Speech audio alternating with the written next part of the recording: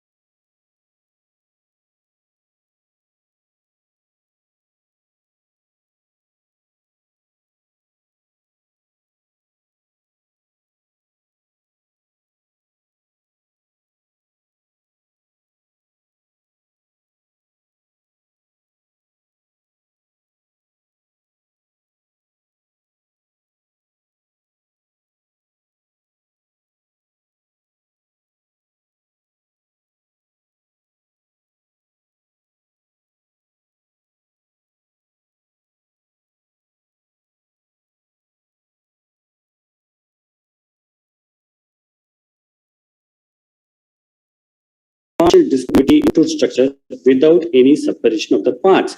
Where a fracture is when there is separation of tooth structure into two. Good morning. My topic today is vertical root fractures, the etiology and prevention. First, the fundamentals. What is a crack? What is a fracture? A crack is defined as a break or partial discontinuity in tooth structure without any separation of the parts. Where a fracture is when there is separation of tooth structure into two or more parts or pieces. Cracks and fractures in roots which are not associated with trauma is the topic of this lecture, vertical root fracture and root microcracks. VRF or vertical root fracture is a longitudinally oriented fracture of the root, usually directed in the buccolingual plane. Types of VRF. We have coronal, midroot, and apical VRF. The apical VRF may extend to both sides. So this classification is mainly based on the location of the fracture. Another classification, we have complete and incomplete. Complete is when the fracture involves both sides, while incomplete is when it involves only one side. Most susceptible teeth for vertical root fracture are maxillary and mandibular premolars, mesial roots of mandibular molars, and the mesiobuccal roots of maxillary molars. What are the predisposing factors? We have iatrogenic and non-iatrogenic. Iatrogenic would be root canal treatment, restorative procedures with excessive removal of dentin such as post and core procedures. And non-iatrogenic would be remaining dentin thickness in the root and canal anatomy, as well as age and parafunctional habits. This is a famous lecture, a paper by Lang et al., who say that endodontic treatment would destabilize the tooth, especially after access opening and after post and core preparation. Root canal treatment and vertical root fracture. Root canal treatment can be a risk factor for vertical root fracture. However, VRF is clinically seen long after root canal procedures have been completed. Effect of post and core. It's mainly the preparation of post and core rather than the post itself. The presence of a post has often been associated with vertical root fracture for et al. And Subaya et al. So what happens? Root canal preparation can initiate micro crack formation in the root, which cracks get propagated during post-based preparation. This has been reported by an in vitro paper by Kapar et al. Next, this is an in vivo study, a retrospective study, where they said that most of the teeth with vertical root fracture in this study were associated with a post. However, most of these posts were ending at the coronal third of the root, and most were screw posts. So nowadays, we don't use screw posts, so this etiology may not be serious right now. Dentin thickness as a risk factor for VRF. So this is a case control study where they compared teeth with and teeth without vertical root fracture, and they checked the root thickness in both. They found again that posts were more commonly associated with teeth with vertical root fracture. Dentin thickness of fractured teeth was 1.3 mm, while those of non-fractured teeth was 1.5 mm. So the difference is only 0.2 mm, but this was enough to safeguard the tooth from a vertical root fracture. So we can place a post, but we must maintain as much dentin as possible, preferably 1.5 mm thickness on each side of the post. Prevalence of VRF. Clinical surveys and follow-up studies suggest a variable prevalence of 3 to 20%. So there's a wide range in all these papers from 3 to 20%. Why is that so? This is because VRF is not easy to diagnose. There are vague signs and symptoms, and there's absence of early radiologic indicators. Mean time for root canal treatment to a presentation of clinical vertical root fracture. Lenapoe have said 4 to 5 years. First et al. Are saying 1 to 5 years, Schwarz et al. 7 to 8 years. So again, there's a lot of variation in the clinical presentation of vertical root fracture after root canal treatment. One of our studies where we found that postoperative time to extraction of VRF in years was from 2 to 5 years, or sometimes even up to 6 years. The range is from less than 1 year to more than 8 years. So there's a wide range in the clinical presentation of vertical root fracture after root canal treatment. Why is there a delayed diagnosis? Because VRF is likely a fatigue process, and the actual fail or crack resulting in a VRF would have been initiated much earlier than the date of the diagnosis. So first we have a crack, then it becomes a vertical root fracture due to a fatigue process, and then after some time we get clinical signs and symptoms and radiologic indicators leading to a diagnosis of a vertical root fracture. What happens when there's a delayed diagnosis? There is bone loss, bone dehiscence along the vertical root fracture, loss of bone. This will compromise the placement of a future implant. So it's better to diagnose a vertical root fracture earlier, much earlier, so in order to save the bone. So if you cannot save the tooth, at least you must try to diagnose the fracture early and save as much bone as possible to facilitate a future prosthodontic replacement. Take home so far. VRF is one of the important causes of tooth loss after root canal treatment. However, the diagnosis of vertical root fracture is still uncertain. Clinical and radiographic features of vertical root fracture. Clinical features would be a coronally placed sinus tract or swelling associated with a tooth with a history of root canal treatment. So the sinus tract is more coronally placed rather than a periapical abscess or lesion, which will have a more periapically placed sinus tract. Multiple sinus tracts, more than one sinus tract associated with the same tooth are indicative of a vertical root fracture, especially if the tooth has been root canal treated. A narrow buccal or lingual pocket, usually a periodontal disease would have a mesial or distal pocket, while vertical root fracture would have a buccal or lingual pocket. So it's very difficult to evaluate a buccal or lingual pocket using the regular periodontal probe, which is made of stainless steel. So we need to use a plastic probe, which is flexible enough to go into the buccal or lingual pocket in order to identify it. And also it's a narrow pocket. Radiographic presentation of vertical root fracture. Here we can see a classical vertical root fracture with split of the mesial root. However, this happens only in much later stages. There's a split in the root which is visible in the X-ray, and this is a vertical root fracture. These are other radiographic presentations of vertical root fracture. We can have a periapical radiolucency, a perilateral radiolucency, a periodontal radiolucency, vertical bone loss, furcation bone loss, or we can have a uniform widening of the PDL space, which is much difficult to pick up. And then we have what is called as a halo radiolucency, where we have bone loss around the root apex on both sides of the root. So these are the various radiographic presentations of vertical root fracture. Why is bone loss seen so variable? This is because mainly the bone loss takes place buccally and lingually along the fracture line. For the bone loss to spread mesially distally beyond the root takes a long time. Only if the bone loss spreads beyond the root mesially and distally can we see bone loss in the radiograph. Till then we cannot see it. So the initial bone loss is very difficult to diagnose using a radiograph. Halo type of radiolucency is most commonly associated with vertical root fracture, especially if there's a history of root canal treatment. So halo type where there is bone loss on both sides of the root in the form of a halo. CBCT. CBCT is also helpful in diagnosing a vertical root fracture. Sometimes we can see the actual fracture line in the CBCT, and also we can see associated bone loss.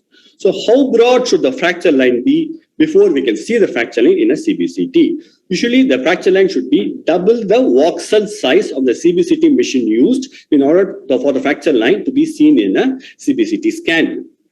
However, Gulibri et al. Have done a study where they say that the VRF width of at least 120 microns should be there for the fracture line to be seen in a CBCT. And what about metal artifact reduction tools? These are specialized softwares which will eliminate artifacts which are formed in the CBCT images. These artifacts are formed because of radio opaque materials in the root which may obscure the vertical root fracture. Therefore, they have come up with specialized softwares in order to reduce the artifacts and make the VRF more visible. However, as of now, 2021, we don't have good enough software in order to completely eliminate the artifacts. Therefore, these tools are not yet useful in identifying a vertical root fracture. And we did a systematic review and a meta-analysis on the diagnosis of VRF by CBCT in root-filled teeth with confirmation by direct visualization. And we found that CBCT is still not a good tool for diagnosing vertical root fracture in root-filled teeth compared with direct visualization. What we want to say is a fracture can only be identified when we see the fracture line either visually or in a CBCT image or in a radiograph. Till then, we cannot identify the fracture. And direct visualization is much better than radiographic or CBCT imaging as of now. But what is the use of CBCT then? CBCT can reveal buccal palatal bone loss around the root with VRF, which is highly indicative of vertical root fracture. This type of bone loss will not be seen in a radiograph. Therefore, we can see buccal palatal bone loss or buccal lingual bone loss around the root with a vertical root fracture more easily with the CBCT scan. However, we still prefer to diagnose vertical root fracture with exploratory surgery. So we elevate the periosteal flap, remove the granulation tissue, and try to physically see the vertical root fracture and then come to a diagnosis. So this type of diagnosis is possible if the fracture is buccal. In case the fracture is just beyond the line angle, it may be difficult to see the fracture with a buccal flap.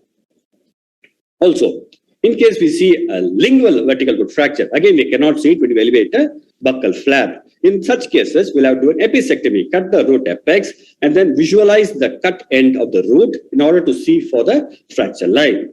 So we elevate a flap based on clinical and radiographic indicators, and then evaluate for the presence of a fracture line. If we cannot see a fracture line, we still go ahead with an episectomy, cut the root tip, and try to visualize the fracture line in the apical cut root tip. So take home so far. Diagnosis of VRF. We have clinical features and indicators. Radiographs, we can only see a fracture with fragment separation. As you can see, bone loss, which is indicative of vertical root fracture. CBCT, again, we can see buccal lingual bone loss, which is again indicative of vertical root fracture. VRF is only visible if it is more than 120 microns in width in a CBCT image. Therefore, we have to do a direct visualization by a microscope, either intracanal or after surgical flap elevation, to come to a confirmative diagnosis of vertical root fracture. Effect of age and gender on vertical root fracture. age and gender. One of our studies, we said that most common age for vertical root fracture would be 40 to around 60 or 70. That is, patients above 40 are more susceptible to vertical root fracture. Also, we found that females had more number of vertical root fracture than males. This was confirmed by other studies. VRF is more common in female older patients. And in our study, we found that patients older than 40 years had a 6 times higher chance for the presentation of vertical root fracture within 5 years of root canal treatment. Why is this so? Why are older people more susceptible to vertical root fracture? Older patients can form sclerotic dentin, which forms at aging, and this has no yielding before failure and with a 20% reduction in fracture toughness. So the formation of sclerotic dentin has been associated with a diagnosis of vertical root fracture. This has been called as a butterfly effect, presence of sclerotic dentin mesiodistally with normal dentin buccolingually. So these authors, Swadvidya et al., have reported that VRF that runs buccolingually is correlated to the harder sclerotic dentin present in the mesiodistal direction. So we have sclerotic dentin mesiodistally, which is harder, which correlates to the presence of a vertical root fracture buccolingually. However, this may not be the case always. For example, here we see a vertical root fracture in a root without any sclerotic dentin. What is the root shape predisposing to vertical root fracture? When the buccolingual diameter is broader than the mesiodistal diameter. For example, in premolars, maxillary and mandibular premolars, mesiobuccal root of the maxillary first molar or mesial root of the mandibular first molar. Effect of isthmus. Shah et al. Reported that the presence of an isthmus may help in propagation of the vertical root fracture. This is most commonly seen in the mesial root of the mandibular first molar. So to sum it up, the diagnosis of VRF in restored endodontically treated teeth, we found that pain on percussion or palpation, presence of a deep narrow pocket, coronary place sinus tract, halo type radiolucency are characteristic features of VRF. Posterior teeth, overfill canals, female patients and older patients presenting with these symptoms with a history of root canal treatment are more likely to have a vertical root fracture. So why are female patients more susceptible to VRF? There's no real reason. What we think is that maybe female patients may have a more inclination to visit the doctor or dentist if they find something wrong with their tooth rather than a male patient. Can vertical root fracture occur in teeth without root canal treatment? Yes. Reports are mainly seen in the Chinese population, especially mandibular molars. Majority of the cases were in an older age group, that is above the age of 40 years. Now again, examples of a root fracture, vertical root fracture in a mandibular premolar. CBCT image of vertical root fracture in a tooth without root canal treatment. So though root canal treatment is one of the major etiological factors for vertical root fracture, we can have vertical root fracture in teeth without root canal treatment. What would be the etiology? Occlusal roads and parafunctional habits have been suggested, mainly in Chinese populations, which may eat very hard foods and chew bones and other hard substances. We did a study where we evaluated 633 teeth with micro CT to evaluate for the presence of root microcracks, and we found that around 7.1%, that is 45 out of 633 teeth, had the presence of root microcracks. These microcracks can develop into a future vertical root fracture under masticatory loads. And we presented this in this publication, and we found that more number of fractures were present in older patients above 40 years, and more teeth were mandibular teeth. So mandibular teeth were susceptible to root microcracks as well as older patients. Also, we found that all these cracks were present mesiodistally rather than buccolingually, which is the usual presentation for vertical root fracture. So in this study, we found that in teeth without root canal treatment, most of these cracks were present mesiodistally rather than buccolingually in older patients and in mandibular teeth. Can root canal instrumentation per se lead to vertical root fracture? Root canal instrumentation is an integral part of root canal treatment. And does root canal instrumentation lead to a vertical root fracture? This has been a subject of many studies. And this is one of the newest studies, which this study shows a photoelastic experiment with stress distribution seen in the roots during and after root canal instrumentation. So there's a lot of stress and strain in the roots during instrumentation. We're using one shape, whatever next, TF adaptive or wave 1 gold. Again, these are again in vitro studies which show the presence of microcracks on root dentin after root canal instrumentation. However, these are all in vitro studies.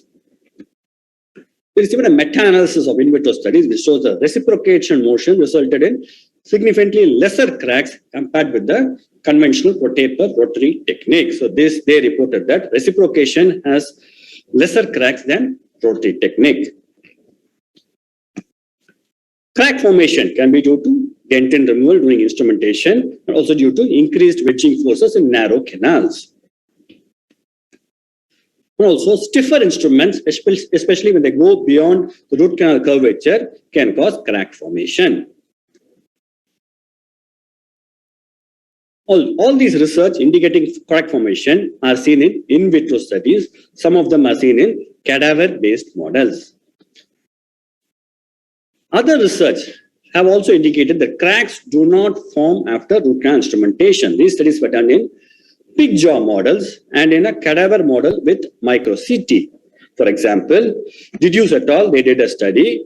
They had a cadaver, they took a pre-operative micro-CT, then they did instrumentation, and again they did a post-operative micro-CT, and they found that cracks seen after instrumentation were already previously present before the instrumentation. So they say that cracks do not form by instrumentation, and the cracks seen after instrumentation were previously present before the instrumentation. So the gap in knowledge, controversial results in different papers, and this absence of in vivo research in the presence of a vital periodontal ligament, which is a stress absorber. So we did an in vivo study. We selected teeth which are going for orthodontic extraction, and then we divide them into two groups, pro-taper rotary and pro-taper hand, and then we enlarged them in the patient's mouth after getting informed consent. Then we extracted them and did a micro-CT to evaluate for the presence of cracks after instrumentation, rotary and hand. Positive control, we extracted the teeth and then enlarged beyond the apex up to a size 80 in order to positively induce a crack. Negative control would be, again, intact teeth. These are micro-CT images. Positive control, instrumentation beyond the apex with size 80 instrument. All roots showed microcracks at the apical third. Negative control, no instrumentation, no cracks. Pro-taper rotary. This group had 0 cracks with 24 samples, and there are no cracks in the pro-taper rotary group. And this is the pro-taper hand group. We found 1 out of 24 had a crack, and this crack was seen in one root, and this crack was associated with the presence of a deep radicular groove, leading to reduced dentin in that location. Also, this crack appeared to originate from the external surface of the root rather than from the inner aspect of the root canal, which would be the case if the crack had been due to root canal instrumentation. So, taking into consideration the fact that there was reduced dentin in this area, and also that the crack seemed to originate from the external root surface, we assume that this crack could be caused by extraction forces rather than by the instrumentation.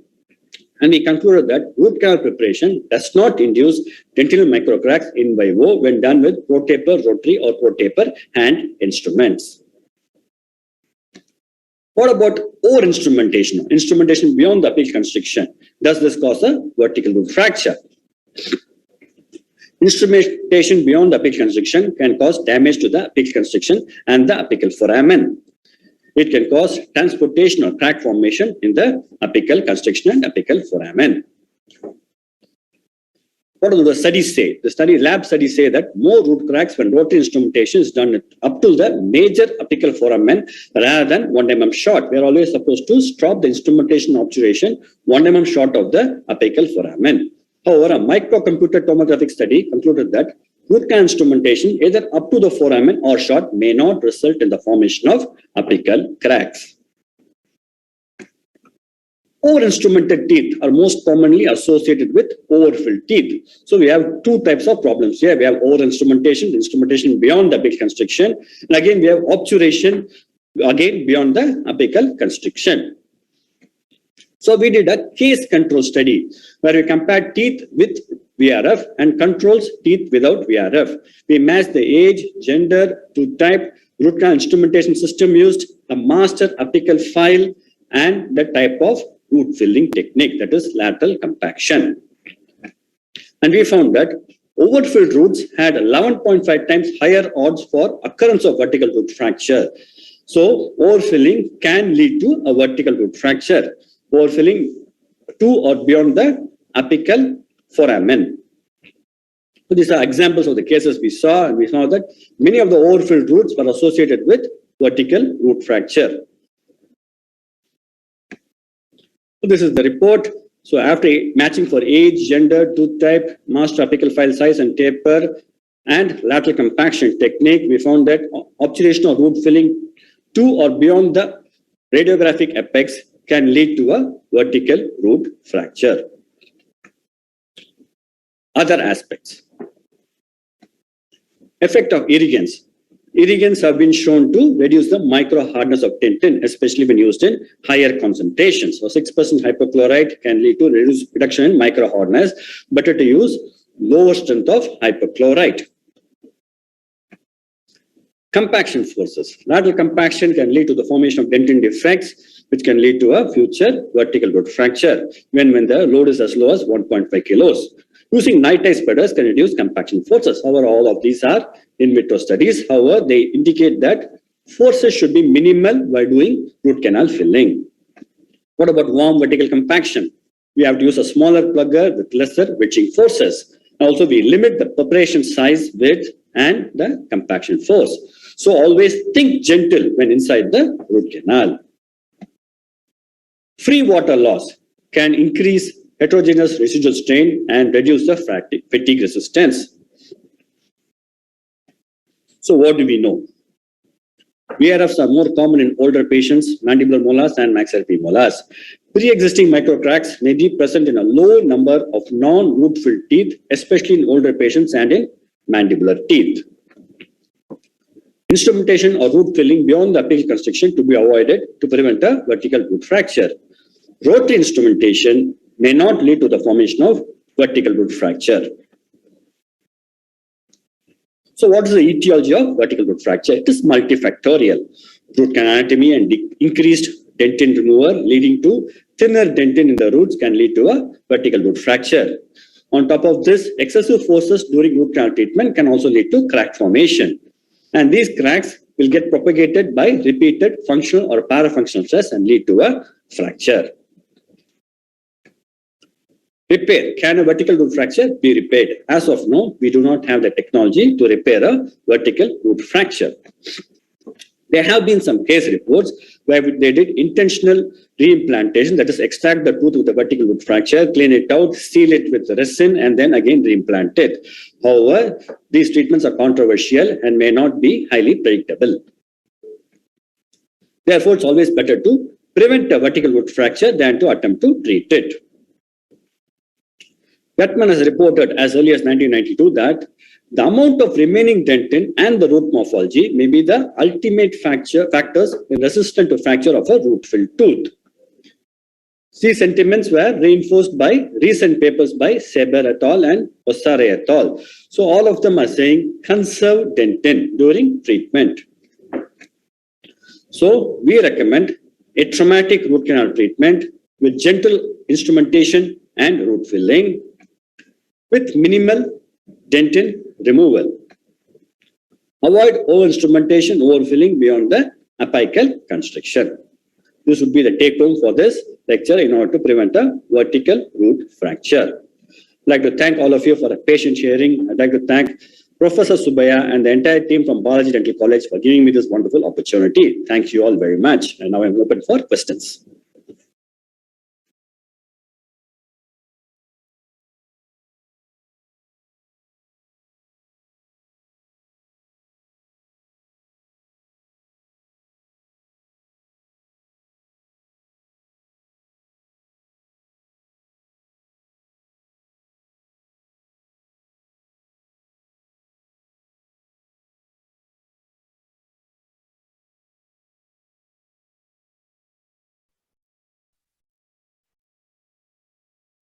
you very much, Dr. Pradeep, for that exhaustive lecture on vertical root fracture. Dr. Pradeep covered the etiology, clinical features, radiographic features, the importance of not using a screw post, the importance of maintaining adequate remaining dentin thickness, and also the confirmatory diagnosis with surgical exploration, and the usage of to avoid the usage of stiffer instruments and also instrumentation beyond the apex. Thank you very much, Dr. Pradeep, for sharing your knowledge. And some of the questions, one question from the faculty himself from Balaji Dental College. Is VRF more prone in a teeth which is serving as an abutment teeth? Yes, there have been reports that VRF is more common in teeth with abutments. It may be a sort of risk factor, especially if root canal treatment has been done. If there's no root canal treatment, it's the same as other teeth. Root canal treatment, treated tooth as an abutment may have more chances of vertical root fracture than other teeth. Yes, that would be my opinion. Clinical presentation difference between cracked tooth and VRF?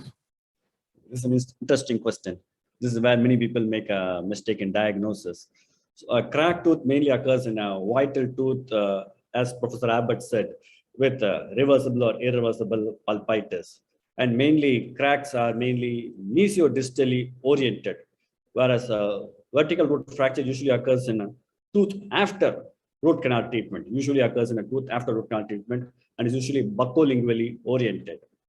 And also the pocket formation may be mesial or distal in a cracked tooth, while it will be buccal or lingual in a tooth with VRF. These would be the main diagnostic features and differential factors between a cracked tooth and a tooth with VRF. Which do you think are the most important aspects for prevention of VRF? Okay, as I had mentioned, we need to do a gentle root canal with minimal removal of dentin, and we need to design a good post-endodontic restoration to balance the occlusal forces. So mainly we do a gentle root canal with minimal removal of dentin. As we have shown, rotary instrumentation per se may not induce formation of micro cracks, but our own instrumentation are using with large instruments in curved canals, and older patients, they are more prone for cracks. So maybe it's better to be much more gentler when you're treating an older patient rather than a younger patient, especially if the canal is narrow. We don't want to force an instrument inside. So gentle treatment is the key. We go in, we disinfect and complete the treatment without damaging the dentin or the tooth. And going back again to etiology, is there a more chance for fracture in a single root with multiple canals?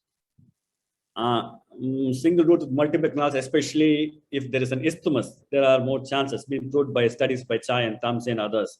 And also in our own studies, we found more instances of cracks if there is an isthmus. Isthmus may act as a natural fault line connecting the canals. And it may lead to more instances of fractures, especially like a mesial root of mandibular molars. These roots are more commonly affected by vertical root fracture, and they may or usually have an isthmus with them. Correct. And with regards to the time taken, could you just for the clinical symptoms to appear or the duration for the VRF to clinically present, could you just throw more light on that? Okay, so we are still not exactly sure when the actual crack happens, whether there's a defect forms and actual crack happening. Most studies say the crack starts in the root canal surface, though when it happens is still a question. So clinical signs and symptoms usually occur many years after completion of root canal treatment. Our own paper says that can happen within 9 to 12 months after root canal treatment, or even 10 years after root canal treatment. So the patient usually reports only when they have some sort of pain or signs and symptoms. So the crack or VRF might have been there much before. So the VRF has to reach the external root surface, result in some bone loss, pocket formation, abscess or sinus tract before the patient comes to us. So usually it takes around 4 to 5 years after completion of root canal treatment. So it emphasizes the need for long-term follow-up of root canal treated teeth. One last final question regarding the masticatory load or masticatory force on a teeth. Will that be playing a role? Yes, masticatory forces also have been known to play a role in causing crack of a tooth, especially root canal treated tooth. They are much more prone to higher masticatory loads than teeth without root canal treatment, especially loss of proprioception. And Woodmansey et al. Has shown that there's some higher masticatory loads in teeth after root canal treatment. So they need to be properly restored. And the occlusal table also, we can make it so that there is not much occlusal force.